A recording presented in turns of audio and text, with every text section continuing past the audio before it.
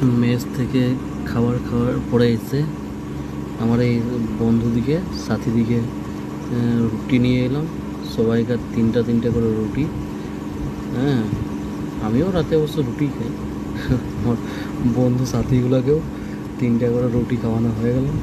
হ্যাঁ, এবারে ভাত খাওয়া দুটি করে।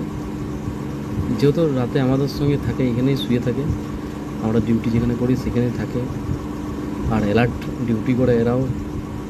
আর এরা তো ডিউটি করেই, অবশ্যই এরাই ডিউটি করে।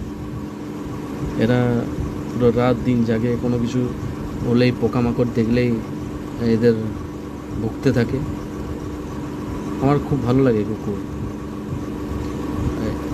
আমার এগুলো বন্ধু, খুব ভালো বন্ধু, যারা ধোকা দেয়নি,